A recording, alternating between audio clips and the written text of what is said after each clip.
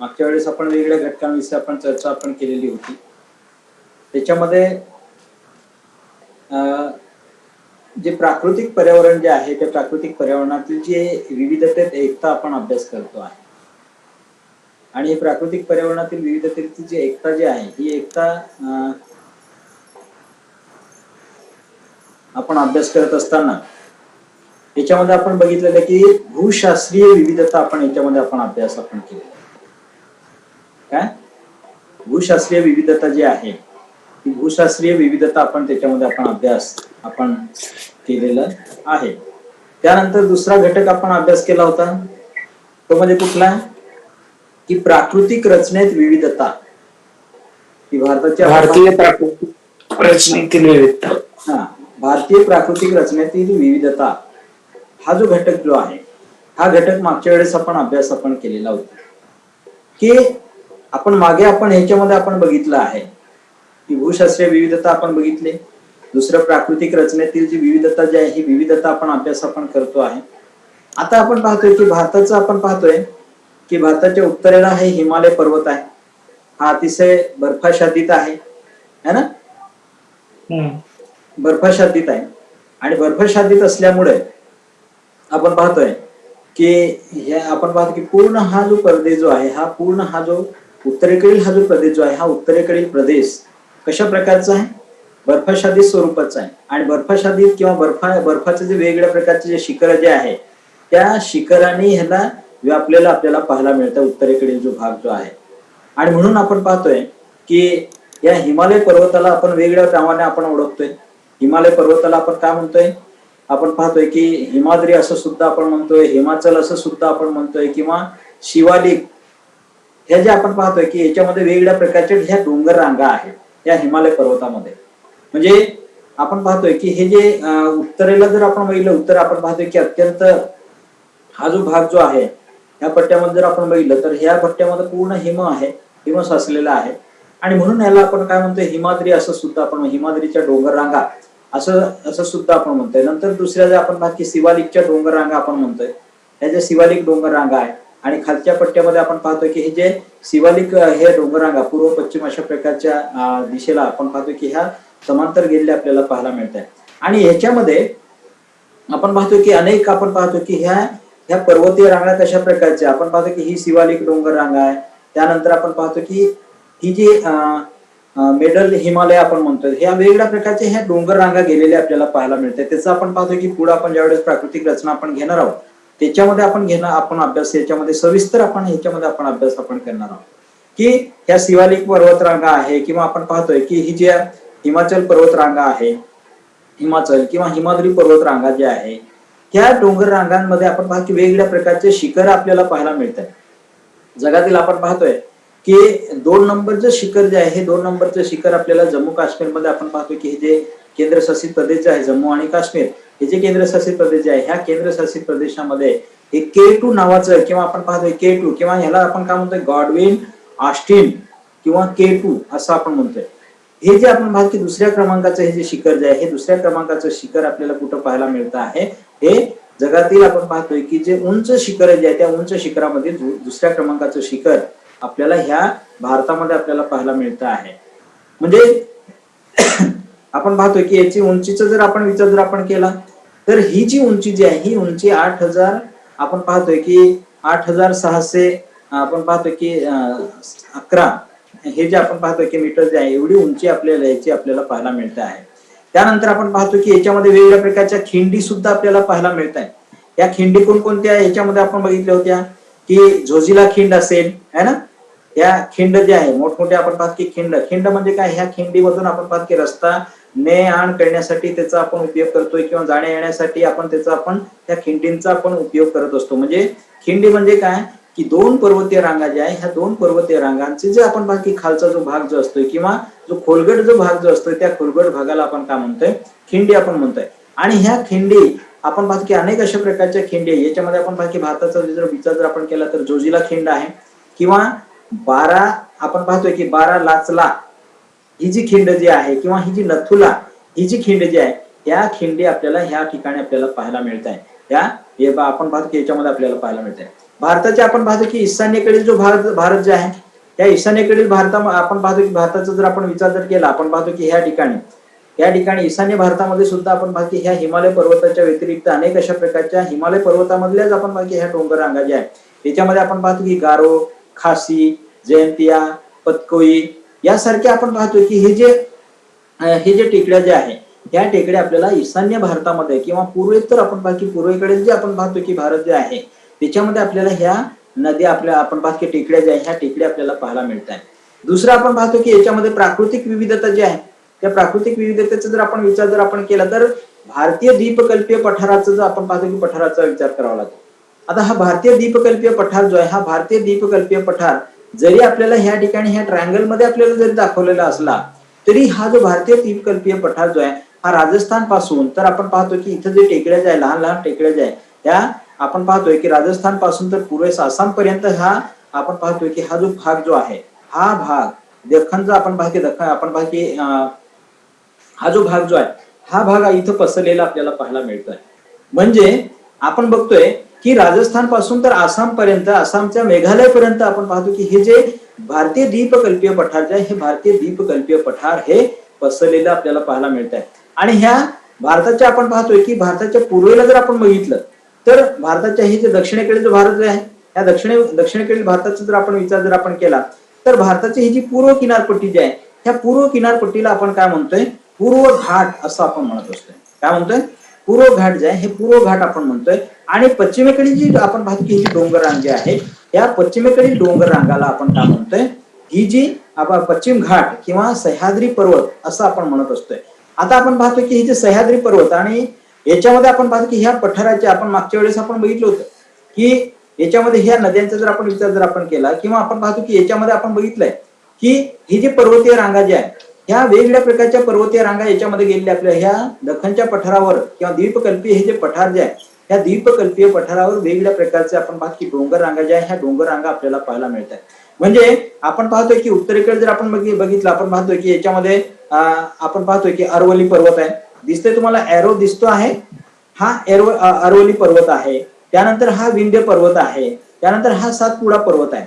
आणि याच्यामध्ये वेगवेगळ्या प्रकारचे पठार सुद्धा आपल्याला ह्या प्रदेशामध्ये आपल्याला पाहायला मिळतात.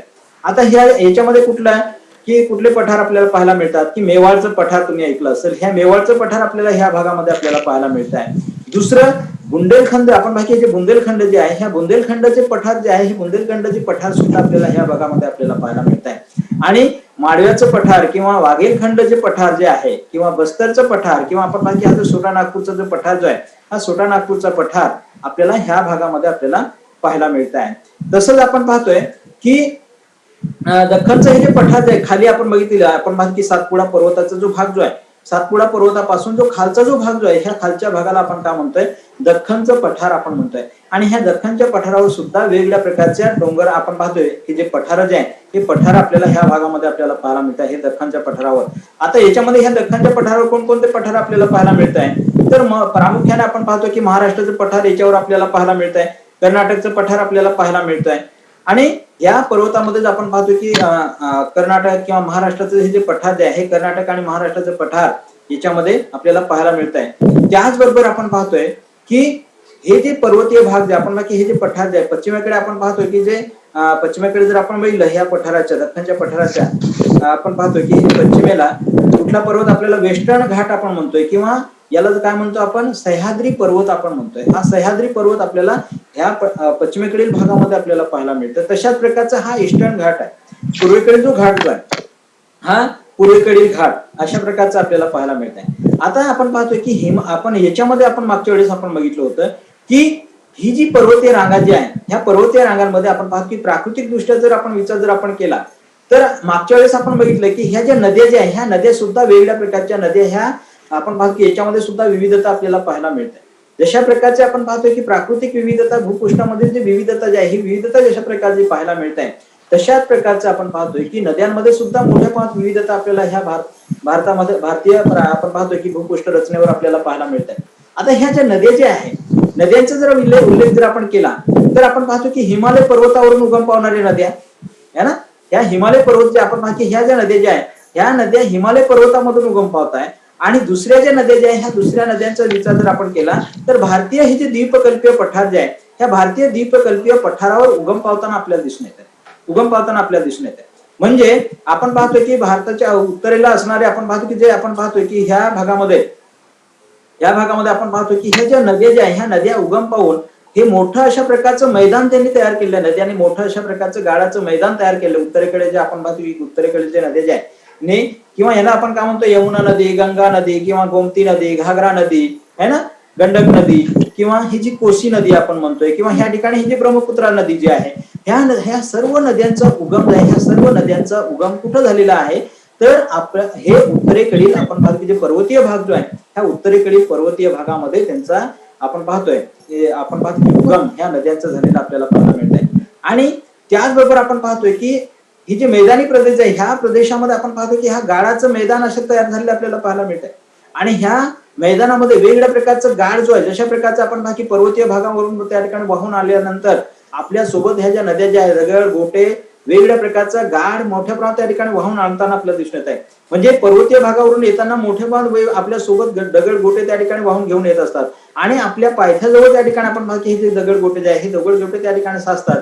पुढे त्याच्यामध्ये त्या ठिकाणी ही जे लहान आपण पाहतोय की जे हलक्या अशा प्रकारचं जे आपण पाहतो की वाळू वगैरे असेल किंवा आपण पाहतोय की माती वगैरे जे असेल ही जी मृदा जी आहे ही पुढे वाहून जाताना आपल्याला दिसून येत आहे. आणि त्याचा जो प्रकार जो आहे जो गाळाचा जो प्रकार जो आहे हा गाळाचा प्रकार ह्या मैदानामध्ये मोठ्या प्रमाणात आपण पाहतोय की ह्या संचयित झालेला आपल्याला पाहायला मिळत आहे. म्हणजे आपण पाहतो की या प्रदेशामध्ये बांबर नावाचा आपण पाहतो की गाळाचा प्रकार असेल किंवा तराई नावाचा आपण पाहतो की गाळाचा प्रकार असेल किंवा बांबर नावाचा आपण पाहतो की गाळाचा प्रकार असेल किंवा खादर नावाचा आपण पाहतो की गाळाचा प्रकार असेल.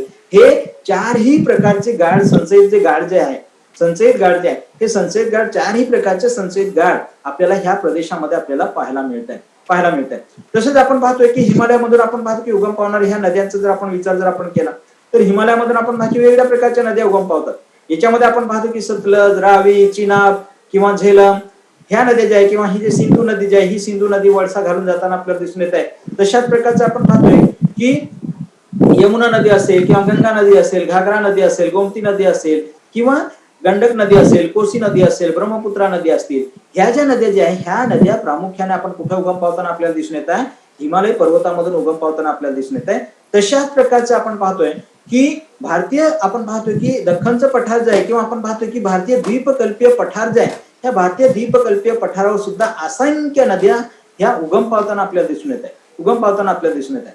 आता ह्या असंख्य नद्या उगम पावतात त्याच्यामध्ये आपण पाहतोय की याच्यामध्ये मोठ्या आपण पाहतोय की याच्यामध्ये गोमती नदी आपण ह्याच्यामध्ये जर आपण बघितलं तर ह्या ठिकाणी आपण पाहतो की चंबळ नदी आहे किंवा आपण पाहतोय की ही जे चंबळ असेल किंवा बेटवा, केन, दामोदर हे ज्या नद्या ज्या आहेत दामोदर, महानदी ह्या ज्या नद्या ज्या आहेत ह्या नद्या कुठं उगम पावताना आपल्याला दिसून येत आहे तर ह्या द्वीपकल्पीय पठारावर उगम पावताना आपल्याला दिसून येत आहे. तशाच प्रकारचं आपण पाहतो की नर्मदा नदी असेल, तापी नदी असेल किंवा गोदावरी नदी असेल, मांजरा नदी असेल, भीमा नदी असेल, कृष्णा नदी असेल किंवा हे ज्या नद्या ज्या आहेत ह्या नद्या कुठं उगम पावताना आपल्याला दिसून येत आहे तर ह्या ज्या नद्या ज्या आहेत ह्या नद्या भारतीय द्वीपकल्पीय पठार जे आहे किंवा दख्खनचं पठार जे आहे या दख्खनच्या पठारावर उगम पावताना आपल्याला दिसून येत आहे. आणि ह्या नद्या जरी आपण पाहतोय की दोन आपण पाहतो उत्तरेकडील जे मैदान जे आहे उत्तरेकडील जे पर्वतीय प्रदेश जे आहे त्या उत्तरेकडील पर्वतीय प्रदेशामध्ये जरी उगम पावत असल्या ह्या ज्या नद्या तरी ह्या नद्या दोन्ही समुद्रामध्ये जाऊन मिळतात. भारताच्या आपण पाहतो की पूर्वेकडे आणि पश्चिमेकडे जाऊन मिळताना आपल्याला दिसून येत आहे. याच्यामध्ये आपण पाहतो की हिमालय पर्वतामधून उगम पावणाऱ्या नद्या काही आपण पाहतो की रावी, चिनाब आपण पाहतो की सतलज, झेलम ह्या ज्या नद्या ज्या आहेत ह्या नद्या आपण पाहतोय की ही जी सिंधू नदी जी आहे ह्या सिंधू नदीच्या उपनद्या म्हणून त्याचा उल्लेख केला जातो. सिंधू नदीच्या उपनद्या आणि हे पाणी कुठे जाऊन मिळतं आहे सिंधू नदीचं पाणी हे अरबी समुद्रामध्ये जाऊन मिळतं आहे. याचा आपण पाहतो की सतलज, रावी, चिनाब, झेलम ह्या नद्या ज्या आहे ह्या नद्या आपण पाहतोय की बंगालच्या आपण पाहतो की अरबी समुद्रामध्ये जाऊन मिळताना आपल्याला दिसून येत आहे. तशाच प्रकारचं आपण पाहतो की उत्तरेकडील हिमालय पर्वत जे आहे ह्या हिमालय पर्वतामधून उगम पावणारे जे नद्या ज्या आहेत याच्यामध्ये गंगा असेल, यमुना असेल किंवा आपण पाहतो की घागरा, गोमती किंवा हे जे गंडक वगैरे हे जे कोसी वगैरे हे ज्या नद्या ज्या आहे ब्रह्मपुत्रा हे ज्या नद्या ज्या आहेत ह्या नद्या आपण पाहतो की कुठे जाऊन मिळत आहे तर बंगालच्या उपसागरामध्ये त्या ठिकाणी जाऊन मिळताना आपल्याला दिसून येत आहे. तशाच प्रकारचं आपण पाहतो की भारतीय द्वीपकल्पीय पठारावर उगम पावणाऱ्या नद्या सुद्धा दोन्ही समुद्रामध्ये जाऊन मिळताना आपल्याला दिसून येत आहे. दोन्ही समुद्रामध्ये म्हणजेच काय अरबी समुद्र आणि बंगालचा आपण अरबी समुद्र आणि बंगालचा उपसागर जे आहे ह्या बंगालच्या उपसागरामध्ये जाऊन मिळताना आपल्याला दिसून येत आहे। याच्यामध्ये आपण पाहतोय की नर्मदा, तापी ह्या प्रामुख्याने ह्या ज्या नद्या जर आपण सोडल्या किंवा आपण पाहतो की महाराष्ट्रातील जी उल्हास नदी जी आहे ही उल्हास नदी जर सोडली तर मोठ्या प्रमाणात आपण पाहतो की ह्या ज्या नद्या ज्या आहेत ह्या नद्या जास्तीत जास्त नद्या ह्या पूर्वेकडे वाहत जाताना आपल्याला दिसून येत आहे आणि काही नद्या ज्या आहे हे काही नद्या आपल्याला पश्चिम अरबी समुद्रामध्ये जाऊन मिळताना आपल्याला दिसून येत आहे। अरबी समुद्रामध्ये जाऊन मिळणाऱ्या नद्यांचं जर आपण पाहतो की लांबी जर आपण बघितली तर अत्यंत कमी अशा प्रकारची लांबी आपल्याला याच्यामध्ये आपल्याला पाहायला मिळत आहे। त्यानंतर आपण पाहतोय की हे जे आपण पाहतो की बंगालचा उपसागर जे आहे ह्या बंगालच्या उपसागरामध्ये सुद्धा आपण पाहतो की वेगवेगळ्या प्रकारचे भाग आपल्याला याच्यामध्ये त्रिभुज प्रदेश जे आहे ह्या त्रिभुज प्रदेश याच्यामध्ये आपल्याला पाहायला मिळत आहे। म्हणजे बंगालच्या उपसागराचे आपण पाहतो हे बंगालचा उपसागर आहे आणि ह्या भागामध्ये जर आपण बघितलं तर गंगा नदीने मोठ्या प्रमाणात गंगा आणि ब्रह्मपुत्रा नदीने मोठा अशा प्रकारचा त्रिभुज प्रदेश जो आहे हा त्रिभुज प्रदेश या ठिकाणी गाळाचं मैदान जे आहे गाळाचं मैदान तयार केलेलं आपल्याला पाहायला मिळत आहे। म्हणजे अशा प्रकारचं आपण पाहतोय की ही जी त्या याच्यामध्ये आपल्याला पाहायला मिळते। त्याचबरोबर लक्षद्वीप बेट जे आहे ह्या ठिकाणी लक्षद्वीप बेट आहे, ह्या ठिकाणी अंदमान निकोबार बेट जे आहे हे जे बेट जे लक्षद्वीप बेट जर आपण बघितलं तर ह्या ठिकाणी आपण पाहतो की हे जे प्रवाळ बेट जे आहे हे प्रवाळ बेटे म्हणून त्या ठिकाणी ओळखले जातात। कुठले प्रवाळ बेटे जे आहे हे प्रवाळ बेटे म्हणून त्या ठिकाणी ओळखलं जाताना आपल्याला दिसून येत आहे। म्हणजे आपण पाहतोय की ही जी आपण पाहतो की ही जी विविधता जी आहे ही जी प्राकृतिक रचनेमधील ही जी नद्या असतील किंवा आपण पाहतोय की ही जे भूभाग जो असेल याच्यामध्ये मोठ्या प्रमाणात विविधता जी आहे ही विविधता आपल्याला पाहायला मिळते। प्राकृतिक रचनेमधील ही जी विविधता जी आहे ही पाहायला मिळते। दुसरं आपल्याला काय सांगता येते हवामानामधील विविधता आपल्याला पाहायला मिळते। आता हवामानाचा जर आपण विचार जर आपण केला तर हवामानामध्ये आपण पाहतो की हवामानामध्ये कोणकोणत्या प्रकारचे घटक येत असतात। हवामानामध्ये प्रामुख्याने तापमान आणि पर्जन्याचा उल्लेख केला जातो। तापमान, पर्जन्य आणि त्याचबरोबर आपण पाहतो की हे जे दोन घटक आहे ह्या दोन घटकांचा प्रामुख्याने उल्लेख केला जातो। परंतु असंख्य अशा प्रकारचे वेगवेगळ्या प्रकारचे घटक तापमानाचे जे घटक जे आहे हे वेगवेगळ्या प्रकारचे आपल्याला पाहायला मिळतात। आता तापमानाचा जर आपण विचार जर आपण केला तर ह्या ठिकाणी आपण पाहतो की ही कालचीच आकडेवारी आपण बघतोय की ही जी आपण पाहतो की 2 दिवसाखालची ही आकडेवारी आहे। म्हणजे आजची परिस्थिती ही कशा प्रकारची आहे ह्याचा जर आपण विचार जर आपण केला तर परिस्थिती ही कशा प्रकारची आकडेवारीचा जर उल्लेख जर आपण केला तर ही वेगवेगळ्या ऋतुमानामध्ये वेगवेगळ्या प्रकारची परिस्थिती असते तापमानामध्ये। म्हणजे आपण पाहतोय की आपण पाहतोय की उत्तरेकडे जर आपण बघितलं ह्या ठिकाणी मिनिमम तापमान ह्या भागामध्ये जर आपण बघितलं 30 तारखेचं हे जे तापमान आहे मिनिमम तापमान जे आहे मिनिमम तापमान आपल्याला हा जो भाग जो आहे हा कमीत कमी तापमानाचा भाग आपल्याला पाहायला मिळतो आणि जसं तापमान वाढत जाते तसं आपण पाहतो की ह्या ठिकाणी हे जास्तीत जास्त तापमानाची नोंद ह्या ठिकाणी झालेली आपल्याला पाहायला मिळते आणि कमीत कमी तापमान जे आहे याची नोंद ह्या भागामध्ये आपल्याला झालेली आपल्याला पाहायला मिळते। आता आपण पाहतोय की तापमानाचा जर विचार जर आपण केला तर तापमान आणि पर्जन्य या दोन घटकात मोठ्या प्रमाणात विविधता आपल्याला भारतामध्ये आपल्याला पाहायला मिळते। तापमानाचा जर विचार जर आपण केला तर भारत जे आहे ह्या भारताचा जर आपण विचार जर आपण केला तर ह्या भागामध्ये ह्या तापमानाचा जर विचार जर आपण केला तर हा जो पट्टा जो आहे भारताचा आपण पाहतो की हा जो पट्टा जो तुम्हाला दिसतोय का सगळ्यांना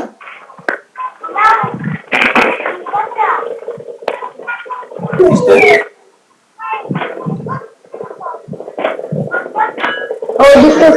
दिसतंय ना?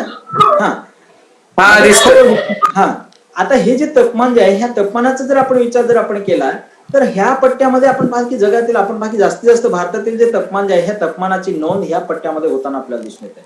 का त्या पट्ट्यामध्ये होते आणि कमीत कमी तापमानाची ही जी नोंद जी आहे हे उत्तरेकडे होताना आपल्याला दिसून येते। उत्तरेकडे होताना आपल्याला दिसून येते तापमानाचा विचार जर आपण केला तर म्हणजे आपण पाहतोय की भारताचं हे जे थरचं वाळवंट जे आहे ह्या भारताच्या थरच्या वाळवंटामध्ये आपण पाहतोय की पावसाचा जर आपण विचार जर आपण केला तर पाऊस जो आहे तो आपण पाहतोय की पावसाचा जर विचार जर आपण केला तर मिनिमम आपण बाकी पर्जन्य जे आहे मिनिमम पर्जन्य किती 12 सेंटीमीटर पर्यंत पाऊस जो आहे हे पाऊस पडताना आपल्याला दिसून येते। कुठं वाळवंटामध्ये थरच्या वाळवंटामध्ये म्हणजे राजस्थानमध्ये पाऊस पडताना आपल्याला दिसून येते। आणि भारताच्या ईशान्येकडे जर आपण बघितलं भारताच्या ईशान्येकडे किंवा आपण पाहतो की भारताच्या पूर्वोत्तर राज्यामध्ये जर आपण बघितलं पूर्वेकडील हे जे राज्य जे आहे म्हणजे आसाम मेघालय ह्या भागामध्ये जर आपण बघितलं तर त्या ठिकाणी पाऊस जो आहे हा पाऊस जगातील सर्वात जास्त पावसाची नोंद ह्या भागामध्ये होताना आपल्याला दिसून येत आहे।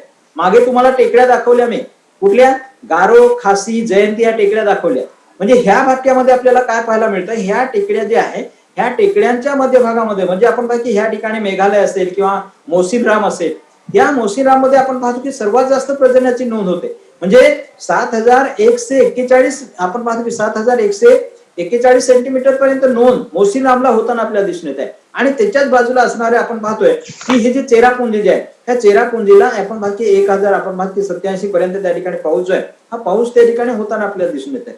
म्हणजे एवढी पर्जन्यामध्ये तफावत जी आहे ही तफावत आपल्याला दिसून येत आहे.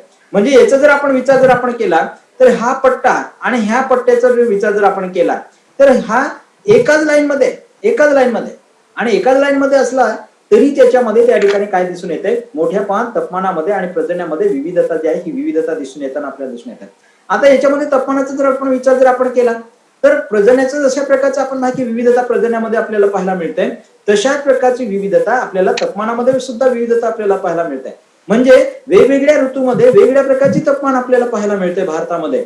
म्हणजे आपण पाहतो की भारतामध्ये वेगवेगळ्या प्रकारचे ऋतू आपल्याला पाहायला मिळते. 3 प्रकारचे ऋतू आपण पाहतोय भारतामध्ये. एक आपण पाहतोय की पावसाळा असेल, उन्हाळा असेल आणि हिवाळा, अशा प्रकारचे हे 3 ऋतू भारतामध्ये आपल्याला पाहायला मिळते. कारण का आपण मोसमी प्रदेशामध्ये राहतोय म्हणून आपण तीन भाग ऋतुमानाचे 3 भाग केलेले आहेत. परंतु जागतिक तापमानाचा ज्यावेळेस आपण विचार करतोय त्यावेळेस भारतामध्ये फक्त 2 प्रकार आपल्याला पाहायला मिळतात. एक कुठलं आपण पाहतोय की उन्हाळा आणि हिवाळा, हे दोन ऋतू, उन्हाळा आणि हिवाळा हे दोनच ऋतू जगामध्ये आपल्याला पाहायला मिळतात. आणि एक भारतामध्ये जो आपण पाहतो याच्यामध्ये आपण समशीतोष्ण कटिबंधाच्या खालच्या पट्ट्यामध्ये आपण राहतोय म्हणून त्या ठिकाणी आपण पाहतो की जे मोसमी वारे जे आहे हे मोसमी वारे विशिष्ट आपण पाहतो की वेळेला विशिष्ट टाइम मध्ये विशिष्ट दिशेकडनं हे जे वारे वाहतात म्हणून त्याच्यासोबत त्या ठिकाणी पाऊस वगैरे पडत असतो. म्हणून त्या ठिकाणी मोसमी वाऱ्यामुळे त्या ठिकाणी पाऊस पडतोय. आणि त्यामुळे जो ऋतू आपण तयार केलेला आहे किंवा जो ऋतू ओळखला जातोय भारतामध्ये तो म्हणजे पावसाळा ऋतू. आता हे पावसाळ्या आणि हिवाळ्याचा जर संदर्भ जर आपण घेतला तर हे ऋतू वेगवेगळ्या प्रकारचे. कधी आपण पाहतोय की उत्तरेकडे जास्तीत जास्त तापमान असतंय, कधी आपण हिवाळ्यामध्ये आपण पाहतोय की तापमान जे आहे हे हिवाळ्याचं तापमान जर आपण बघितलं तर उत्तरेकडे आपण उत्तर भारतामध्ये सर्वात कमी तापमानाची नोंद होते आणि दक्षिण भारतामध्ये सर्वात जास्त आपण जास्त तापमानाची नोंद होताना आपल्याला दिसून येते. तशाच प्रकारचे आपण माहिती जास्तीत जास्त तापमानाची नोंद जी आहे ही जास्तीत जास्त तापमानाची आपण पाहतोय की नोंद आपल्याला कुठं पाहायला मिळते तर आपण पाहतोय की हे जे राजस्थान जे आहे ह्या राजस्थानमध्ये आपण पाहतो की जे गंगासागर वगैरे जे आहे ह्या गंगासागरचा जो पट्टा जो आहे राजस्थानमध्ये त्या गंगासागरच्या पट्ट्यामध्ये सर्वात जास्त तापमानाची नोंद होताना आपल्याला दिसून येते. म्हणजे हे जे वाळवंट जे आहे हे थरचं वाळवंट जे आहे ह्या थरच्या वाळवंटामध्ये काय दिसून येतंय तर मोठ्या प्रमाणात आपण पाहतोय की ह्या भागामध्ये भूपृष्ठ जे आहे हे भूपृष्ठ उष्ण झालेलं असतं आणि त्या ठिकाणी तापमानाची नोंद जी आहे ही तापमानाची नोंद जवळपास 51 डिग्री सेल्सिअस पेक्षा अधिक त्या ठिकाणी तापमानाची नोंद जी आहे ही अधिक तापमानाची नोंद या पट्ट्यामध्ये होताना आपल्याला दिसून येत आहे. त्याचबरोबर आपण पाहतो की भारताच्या उत्तरेकडे जर आपण बघितलं तर उत्तरेकडे आपल्याला काय दिसून येते की उत्तरेकडे आपल्याला आपण पाहतो की पर्वतीय भाग आहे, उंच भाग आहे. म्हणजे हे जे भूपृष्ठ जे आहे किंवा हा जो समुद्र सपाटीपासून उंच जो भाग जो आहे हा उंच भाग आपल्याला ह्या आपण पाहतोय की उत्तरेकडे आपल्याला पाहायला मिळते. म्हणजे जो द्रास सारखा जो भाग जो आहे ह्या द्रास सारख्या भागामध्ये आपण पाहतो की किमान तापमानाची नोंद जी आहे ही किमान तापमानाची नोंद 45 डिग्री सेल्सिअस पेक्षाही कमी तापमानाची नोंद आपण बाकी जास्त तापमानाची मायनस बरं का मायनस आपण पाहतोय की ही जी 45 डिग्री सेल्सिअस पेक्षाही जास्त त्या ठिकाणी तापमानाची नोंद जी आहे ही नोंद या द्रास सारख्या भागामध्ये होताना आपल्याला दिसून येत आहे. म्हणून आपण पाहतोय की ही जी म्हणजे ह्याच्यामध्ये ही जी विविधता जी आहे ही विविधता मोठ्या प्रमाणात आपल्याला पाहायला मिळते तापमानामध्ये. म्हणजेच काय आपल्याला असं सांगता येतं की ज्या वेळेस आपण पाहतोय की हिवाळ्यामध्ये ज्या वेळेस आपण पाहतो की जम्मू काश्मीर मधील लोक जे आहे हे कुडकुडत असतात त्यावेळेस केरळमधील लोक जे आहे हे केरळमधील लोक मोठ्या प्रमाणात काय आपण पाहतो की भात शेती आनंदाने त्या ठिकाणी करताना आपल्याला दिसून येत आहे. म्हणजे त्या ठिकाणी वातावरण हे सौम्य अशा प्रकारचं वातावरण त्या ठिकाणी त्यावेळेस असतंय. म्हणून आपण पाहतोय की ही जी मोठ्या प्रमाणात आपण पाहतोय की ही जे याच्यामध्ये विविधता जी आहे हवामानामधील जी विविधता जी आहे ही विविधता आपल्याला पाहायला मिळते. त्याचबरोबर आपण पाहतोय की भारतामधचा जर विचार जर आपण केला तर भारताच्या आपण पाहतो की याच्यामध्ये दक्षिण भारतामध्ये जर आपण बघितलं तर जूनच्या पहिल्या आठवड्यामध्ये उन्हाळ्यामध्ये आपण पाहतो जूनच्या पहिल्या आठवड्यामध्ये आपण पाहतो की साधारणपणे आपण पाहतो की भारतामध्ये पावसाचं आगमन होत आहे. म्हणजे 1 जूनला वगैरे त्या ठिकाणी आपण पाहतो की भारतामध्ये त्या ठिकाणी आगमन होत आहे. आणि त्यावेळेस आपण पाहतो की उत्तर भारतातील जे लोक जे आहेत त्या उत्तर भारतातील लोक हे अतिशय उष्ण अशा प्रकारचे आपण पाहतो की अतिशय आपण पाहतोय की उन्हाच्या कडाक्याने आपण पाहतो की जे तडाखा जे आहे किंवा हे जे कडक उत्तर भारतात जे आहे उन्हाच्या कडाक्याने तडफडत असताना आपल्याला पाहायला मिळत आहे. म्हणजे आपण पाहतो की ही जी विविधता जी आहे हवामानामधील ही जी विविधता जी आहे ही भारतामधील हवामानाची विविधता ही मोठ्या प्रमाणात आपल्याला पाहायला मिळते आहे. तशाच प्रकारचं आपण पाहतो की पुढचं जर आपण विविधता जर आपण बघितली, याच्यामध्ये जर आपण बघितलं तापमानाचा जर आपण विचार जर आपण केला, तर हे जे तापमान जे आहे हे तापमान आपण पाहतो की तापमानाचं हे जे झोन जे आहे हे झोन बघा, याच्यामध्ये आपण पाहतो की मिनिमम तापमान कशा प्रकारचं आहे, जास्तीत जास्त तापमान हे कशा प्रकारचं आपल्याला याच्यामध्ये आपल्याला पाहायला मिळत आहे. ही विविधता तुम्हाला याच्यामध्ये सांगितलेली आहे. त्यानंतर वार्षिक पर्जन्याचे सुद्धा तुम्हाला सांगितले की वार्षिक पर्जन्य जे आहे, वार्षिक पर्जन्य याच्यामध्ये आपण बघतोय की वार्षिक पर्जन्य सुद्धा आपण पाहतोय की पूर्वोत्तर भाग जो आहे किंवा भारताच्या आपण पाहतोय की ईशान्येकडील जो भाग जो आहे, या ईशान्येकडील भागामध्ये सर्वात जास्त पावसाची नोंद होताना आपल्याला दिसून येत आहे. आणि आपण पाहतोय की हे वायव्येकडील जो भाग जो आहे किंवा आपण पाहतो की पश्चिमेकडील जो भाग जो आहे, या भागामध्ये सर्वात कमी पावसाची नोंद जी आहे ही सर्वात कमी पावसाची नोंद ह्या पट्ट्यामध्ये होताना आपल्याला दिसून येत आहे. म्हणजे ही जी विविधता जी आहे किंवा आपण पाहतो की ह्या पट्ट्यामध्ये सुद्धा सर्वात जास्त पावसाची नोंद जी आहे ही नोंद होताना आपल्याला दिसून येत आहे. म्हणजे ही विविधता का निर्माण झालेली आहे हे आपण पुढे ज्यावेळेस आपण प्राकृतिक रचना ज्यावेळेस आपण अभ्यास करू त्यावेळेस सविस्तर अशा प्रकारचा अभ्यास जो आहे हा सविस्तर अशा प्रकारचा अभ्यास याच्यामध्ये आपल्याला घ्यावा लागेल.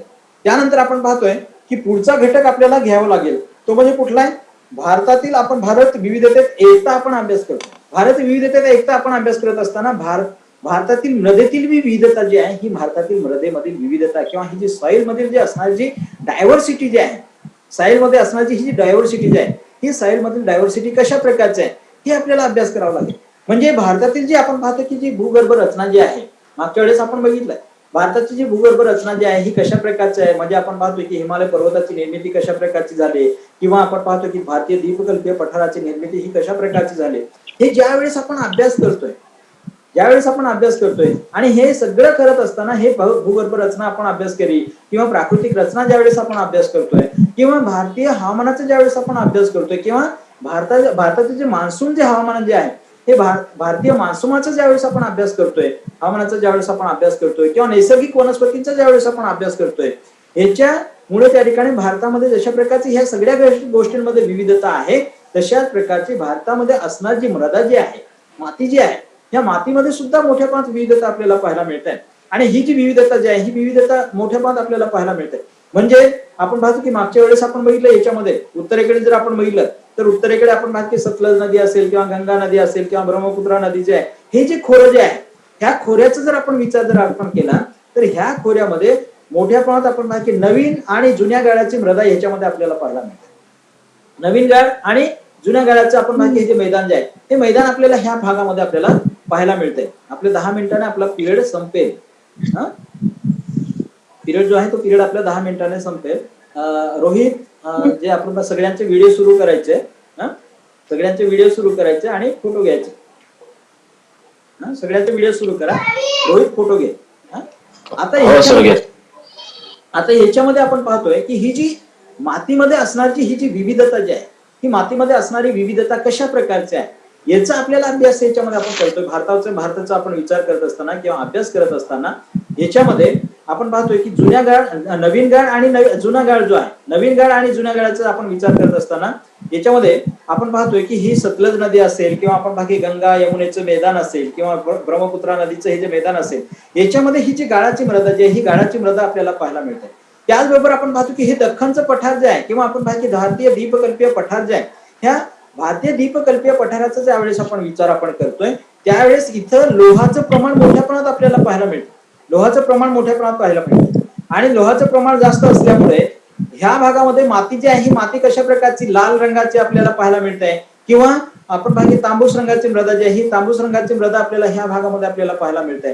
तशाच प्रकारचे आपण पाहतोय की पश्चिम किनारपट्टी जी आहे त्या पश्चिम किनारपट्टीवर जर आपण पाहतो की जी मृदा जर आपण बघितली तर पश्चिम किनारपट्टीमध्ये त्या ठिकाणी हवामान ही कशा प्रकारचं आहे तर हवामान हे आर्द्र हवामान आहे आणि आर्द्र हवामान असल्यामुळे ह्या पश्चिम किनारपट्टीवर त्या ठिकाणची मृदा जी आहे ही आपण माहिती मृदा ही जांभ्या प्रकारची मृदा त्या भागामध्ये आपल्याला पाहायला मिळते. जांभ्या प्रकारची मृदा आपल्याला पाहायला मिळते.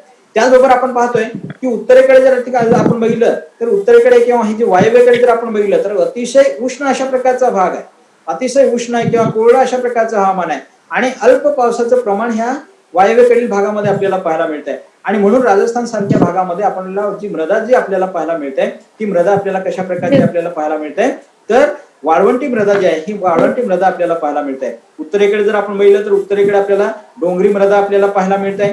या ठिकाणी गाळाची मृदा आपल्याला पाहायला मिळते.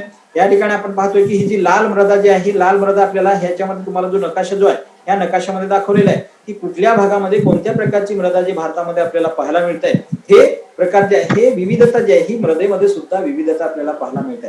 म्हणजे आपण पाहतो ही मृदामध्ये जशा प्रकारची विविधता याच्यामध्ये आपल्याला पाहायला मिळते तशाच प्रकारचे आपण पाहतोय की पुढचा जो घटक जो आहे हा पुढचा घटक आपल्याला घ्यायचा आहे तो म्हणजे कुठला नैसर्गिक वनस्पतीमधील विविधता. म्हणजे आतापर्यंत आपण वेगवेगळ्या घटकांवर आपण चर्चा आपण केली की भारतामध्ये ही जी युनिटी आहे युनिटी आपल्याला दिसते परंतु मोठ्या प्रमाणात काय आहे डायव्हर्सिटी मोठ्या प्रमाणात आहे. प्रत्येक गोष्टीमध्ये मोठ्या प्रमाणात विविधता आपल्याला पाहायला मिळते. प्रत्येक गोष्टीमध्ये विविधता आपल्याला पाहायला मिळते. म्हणजे भारताचा जर आपण विचार जर आपण केला तर भारताच्या दक्षिण भागामध्ये हवामान हे उष्ण आहे. भारतातील दक्षिण भागामध्ये हवामान हे कशा प्रकारचे उष्ण अशा प्रकारचं हवामान भारताच्या दक्षिण भागामध्ये आपल्याला पाहायला मिळतंय. दक्षिण भागामध्ये आपल्याला पाहायला मिळतंय आणि त्याचबरोबर आपण बघितलं त्या ठिकाणी उष्ण अशा प्रकारचं हवामान असलं तरी आणि आपण पाहतो उत्तरेकडील जे हवामान जे आहे हे कशा प्रकारचं आहे समशीतोष्ण अशा प्रकारचं हवामान उत्तरेकडील हवामान आहे. आणि त्यामुळे येथे आपण पाहतो की दक्षिणेकडील भागामध्ये आपण बघतोय की दक्षिणेकडील किंवा पश्चिम किनारपट्टी जर आपण बघितलं पश्चिम किनारपट्टीकडे हा जो भाग जर आपण बघितला तर ह्या भागामध्ये सर्वात जास्त त्या ठिकाणी पावसाची नोंद जी आहे ही पावसाची नोंद सुद्धा ह्या ठिकाणी मोठ्या प्रमाणात आपल्याला पाहायला मिळते ह्या पट्ट्यामध्ये. आणि ह्या पट्ट्यामध्ये सदाहरित स्वरूपाचे जे वन जे आहे सदाहरित वन ह्या भागामध्ये आपल्याला पाहायला मिळत आहे. कारण का ह्या भागामध्ये भरपूर अशा प्रकारची उष्णता भरपूर मिळते. त्याचबरोबर पाऊस जे आहे पाऊस पडत असताना आपण पाहतो मोसमी वाऱ्यामुळे मुळे त्या ठिकाणी मोठ्या प्रमाणात पाऊस पडत असतो आणि मोठ्या प्रमाणात पाऊस पडत असल्यामुळे ह्या पट्ट्याचा जर आपण विचार जर आपण केला किंवा अभ्यास जर आपण केला तर ह्या पट्ट्यामध्ये सदाहरित वने आपल्याला ह्या पट्ट्यामध्ये आपल्याला पाहायला मिळते. त्याचबरोबर उत्तरेकडे आपण पाहतो की ईशान्येकडील जो भारत जो आहे ह्या ईशान्येकडील भारतामध्ये सुद्धा आपण पाहतो की मोठ्या प्रमाणात काय पाहायला मिळत आहे तर सदाहरित वने त्या भागामध्ये आपल्याला पाहायला मिळत आहे. त्या ठिकाणची जी प्राकृतिक रचना जी आहे ही प्राकृतिक रचना आपल्याला त्या प्रकारची आपल्याला पाहायला मिळते. म्हणजे आपण बघतोय की याचे आपण पाहतो की विचार करत असताना किंवा अभ्यास करत असताना ही जी सदाहरित वने जी आहे ही सदाहरित वने भारतामध्ये आपण पाहतो की 2000 मिलीमीटर पेक्षा जास्त पाऊस पडतोय. त्या ठिकाणी आपण पाहतो हे जे सदाहरित वने जे आहे ही सदाहरित वने त्या भागामध्ये आपल्याला पाहायला मिळत आहे. आणि आपण पाहतो हे जे सदाहरित वने किंवा त्यानंतर आपल्याला हे जे पट्टा जो आहे मिश्र वने आपल्याला ह्या पट्ट्यामध्ये आपल्याला पाहायला मिळत आहे. पानझडी वने जे आहे ही पानझडी वने आपल्याला ह्या पट्ट्यामध्ये आपल्याला पाहायला मिळत आहे. मिश्र वने आपल्याला पाहायला मिळत आहे. त्याचबरोबर ह्या पट्ट्यामध्ये काटेरी स्वरूपाची वने आपल्याला पाहायला मिळत आहे. त्यानंतर आपल्याला ह्या उत्तरेकडील जो भाग जो आहे त्या उत्तरेकडील भागामध्ये वने जे आहे हे सुचीपळणी आपण म्हणतो सुईच्या आकारासारखी ही जी वने जे आहे ही सुईच्या आकारासारखी ही जी वने जे आहे ही वने आपल्याला ह्या पट्ट्यामध्ये आपल्याला पाहायला मिळत आहे. त्यानंतर आपण पाहतोय की ही जी आपण पाहतो की नैसर्गिक वनस्पती जी आहे ह्या नैसर्गिक वनस्पती मोठ्या प्रमाणात आपल्याला याच्यामध्ये विविधता आपल्याला पाहायला मिळत आहे. त्याचबरोबर आपण पाहतोय की पुढचा जो घटक जो आहे त्याच्यामध्ये अन्नाचं सुद्धा आपण पाहतो की पिकांमधील विविधता जी आहे पिकं सुद्धा वेगवेगळ्या प्रकारची पाहायला मिळते है ना. पिकं सुद्धा वेगवेगळ्या प्रकारची पाहायला मिळतात.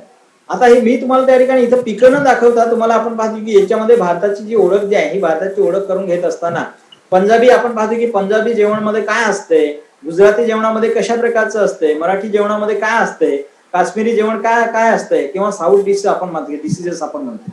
म्हणजे ह्याच्यामध्ये ही जी विविधता जी आहे हे टाटाकडे जर आपण लक्ष जर आपण केलं हा भूक लागली का सगळ्यांना सर जरा बघितल्यावर वाटलं मला हा बघितल्यावर वाटतंय का हा. म्हणजे हे जी पिकं जी आहे ह्या पिकांमधील सुद्धा मोठ्या प्रमाणात विविधता आपण बघतो. आता आपण पाहतोय की याच्यामध्ये आतापर्यंत आपण वेगळ्या घटकांवर आपण चर्चा आपण केली की ही चर्चा करत असताना वेगवेगळ्या प्रकारचे आपण पाहतोय की विविधता आहे. हवामानामध्ये विविधता आहे भूपृष्ठामध्ये मोठ्या प्रमाणात विविधता आहे मातीमध्ये मोठ्या प्रमाणात मृदेमध्ये मोठ्या प्रमाणात विविधता आहे. आणि ही जी विविधता जी आहे हवामानानुसार त्या ठिकाणची पिकं जी आहे ही पिकं सुद्धा मोठ्या प्रमाणात आपल्याला पाहायला मिळतात. उत्तरेकडे जर आपण बघितलं तर उत्तरेकडे तुम्हाला मी नेहमी सांगत असतो की उत्तरेकडे हवामान हे थंड हवामान आहे.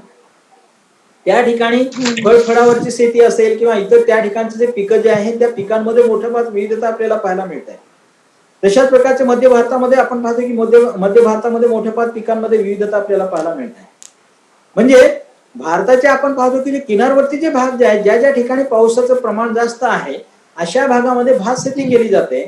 ज्या भागामध्ये आपण पाहतो की थंड हवामान आहे अशा ठिकाणी आपण पाहतो की गव्हाचं पीक घेतलं जात आहे. ज्या ठिकाणी कमीत कमी पर्जन्य होत आहे त्या ठिकाणी बाजरीसारखं उत्पादन घेतलं जात आहे, की ज्या ठिकाणी आपण पाहतोय की बाजरी किंवा आपण पाहतो की मक्यासारखं पीक जे आहे हे मक्यासारखं पीक त्या भागामध्ये घेतलं जाताना आपल्याला दिसून येत आहे.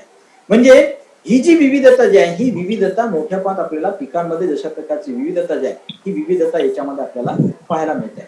त्याचबरोबर सांस्कृतिक पर्यावरण जे आहे त्या सांस्कृतिक पर्यावरणामध्ये सुद्धा मोठ्या प्रमाणात विविधता आपल्याला पाहायला मिळते. आता ही सांस्कृतिक पर्यावरण जे सांस्कृतिक पर्यावरणामधील विविधता कशा प्रकारची आपल्याला पाहायला मिळत आहे, तर ह्याच्यामध्ये आपण पाहतोय की जे भारतातील जे प्राकृतिक पर्यावरण जे आहे ह्या भारतातील प्राकृतिक पर्यावरणामध्ये खूपच अशा प्रकारची विविधता आपल्याला पाहायला मिळते. मोठ्या प्रमाणात विविधता आपल्याला पाहायला मिळते. आणि मानवाची जी जीवन पद्धती जी आहे ही मानवाची जीवन पद्धतीवर सुद्धा मोठ्या प्रमाणात ह्या विविधतेचा परिणाम कशावर होतोय, मानवाची ही जी जीवन पद्धती जी आहे त्या जीवन पद्धतीवर परिणाम होताना आपल्याला दिसून येते. आणि त्यामुळे सांस्कृतिक पर्यावरण जे आहे ह्या सांस्कृतिक पर्यावरणामध्ये सुद्धा मोठ्या प्रमाणात जी विविधता जी आहे ही विविधता आपल्याला ह्याच्यामध्ये आपल्याला पाहायला मिळते. आता ह्याच्यामध्ये आपण पाहतो की अन्नामध्ये मोठ्या प्रमाणात विविधता आता पाहायला मिळते. अन्न है ना सांस्कृतिक पर्यावरणामध्ये आता तुम्हाला सांगितलं की पिकांमधील आपण पाहतो की ते तुम्हाला भूक लागली म्हणून त्या ठिकाणी परत त्या ठिकाणी ही स्क्रीन तुम्हाला दाखवतोय है ना. म्हणजे आपण पाहतोय की ही जी आपण पाहतो की भारतातील जी ही जी विविधता जी आहे अन्नामध्ये मोठ्या प्रमाणात विविधता आपल्याला पाहायला मिळते. दक्षिण भारतामध्ये तुम्ही घ्या तर दक्षिण भारतामध्ये साऊथ इंडियन आपण म्हणतोय ते साऊथ इंडियन मध्ये वेगळ्या प्रकारचे डिसीजेस आपल्याला पाहायला मिळत आहे. आणि आहार जो आहे हा आहार वेगळ्या प्रकारचा आपल्याला पाहायला मिळत आहे. त्या ठिकाणी आपण पाहतो की जास्तीत जास्त आमटी वगैरे आपल्याला ह्याच्यामध्ये आपल्याला पाहायला मिळते. कुठली आमटी, तर आपण पाहतो की खोबऱ्याचे आमटी वगैरे जे आहे किंवा आपण पाहतो की जे भात जे आहे भात किंवा खोबरं वगैरे जे आहे भाताचं जे उत्पादन जे आपण पाहतो भात किंवा मासे वगैरे जे आहे हे साऊथ डिसीजेस मध्ये मोठ्या प्रमाणात आपल्याला पाहायला मिळत आहे. त्याचबरोबर उत्तरेकडे जर आपण बघितलं तर उत्तरेकडे मोठमोठ्या प्रकारचे आपण पाहतो की फळावर आपल्याला पाहायला मिळत आहे.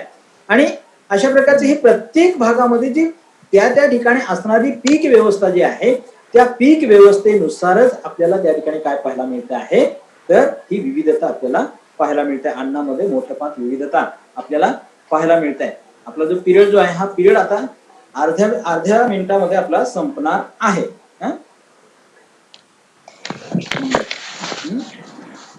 शीतल तुझ्या मैत्रिणींना सांगितलं नाही का पिरियडला जॉईन व्हायला? सांगितलं की सर. हा सांगा, सगळ्यांना सांगा जॉईन करायला सांगा पिरियड. तुम्हाला टाइम टेबल दिलेला आहे त्या टाइम टेबल नुसार आपले जे पिरियड जो आहे हे पिरियड होतील आपले. सांगते सर. रोहित हा सर बोल.